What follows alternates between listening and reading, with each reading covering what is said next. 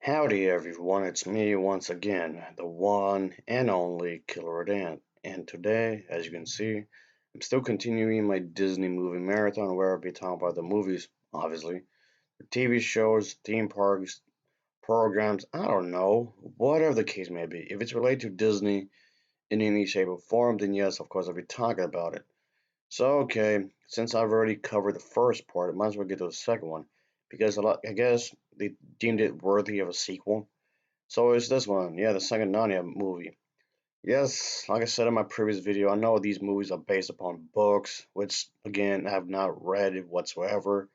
So if they were faithful or not, or somewhere in between, I don't know. I've never read the books.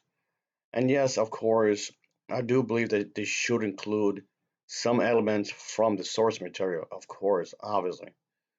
But it's kind of like a balancing act. You don't want to make it too close because if you are a fan of the books, because you already know what's going to happen, so it's kind of tricky. You, of course, you want to keep it as safe as possible. I'm just saying.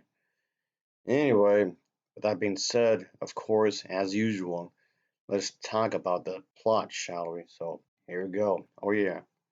Of course, as the first one is, this was a fantasy type movie, quite clearly.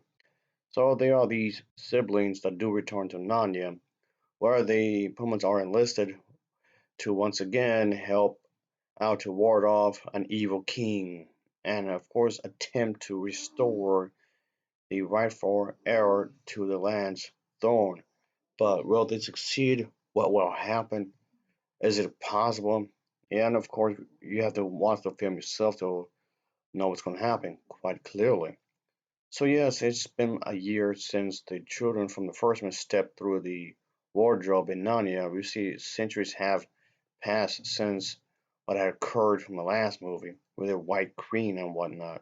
So the thing is that now the foursome are sent back to Narnia to find that everything was destroyed and that Narnia they once knew is forever gone. So what do they do about it? They have to do something here, of course. They come to aid the young prince, whom is leading a group of these individuals to wage a war against this evil individual. This person is, of course, wicked and whatnot, who rules over Narnia with an iron fist. I guess like a dictator, I guess, and whatnot.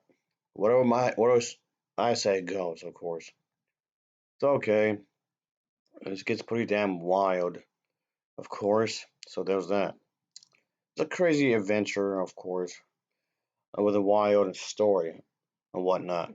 And I can definitely say that it's a solid entry of this series, of course, when it comes to storytelling. It does try to do what it's supposed to be doing when it comes to a fantasy type movie, fantasy type films, of course.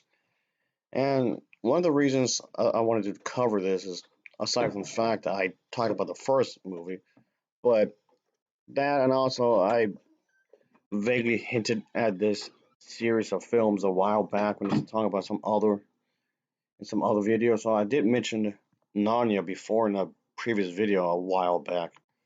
So I just felt like maybe I guess could just finally cover it, I guess. Anyway, I can say the visually speaking, the film is very well done. I do like the way it's choreographed. Of course, the scenery is nicely done, and the costumes themselves are also nicely done as well. So I can actually say that the effects in here are really good. Again, despite the fact that this is an early 2000s movie, you can tell that they definitely had a budget for this film. The outfits, as I mentioned before, fit the spirit and what they were trying to do. It fits what they were aiming for. The overall feel of the film, of course, the settings are nicely done, of course. It fits in what they were trying to aim for. Nothing came off or replaced.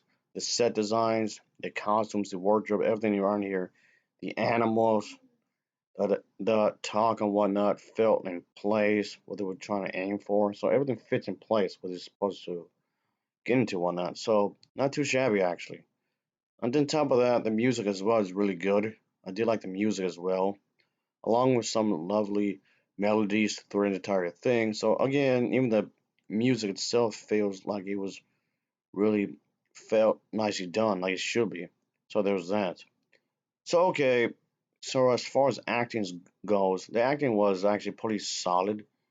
I mean, it doesn't have the most amazing acting in the entire world. So this movie doesn't have the greatest acting, but it's solid enough. There's acting from everyone. The actors and actresses do a decent enough job. It's solid enough. It's favorable in what they were trying to aim for. So in that regard, I can't really complain too much, quite obviously. So it gets the job done, is what I'm saying. The acting from everyone is serviceable. So in that regard, I can't really complain too much either, quite clearly. Of course, going to try to do their best in what they have, quite clearly. I mean, some of the people are spot on, quite obviously. I'll give them that, sure. But not too shabby. The voice acting, of course, the voice acting as the whole for the entire film is actually nicely done as well. The voice acting isn't too shabby in what they were trying to aim for. The voice acting is done in such a way you can make it believable, at least in terms of this movie anyway, or what they were trying to aim for. So in the grand scheme of things, this was definitely a well-made fantasy movie, and I'm glad I've actually finally got to watch it. I stumbled across this, of course, on Disney Plus. Just so you know, even though like I said multiple times before, I'm not really a streaming service person really, but still. Anyway, I'll give this film an overall rating of a 7.0 out of 10. It's a 7.0 out of 10 for me. So as always, thanks for watching and take care. See you.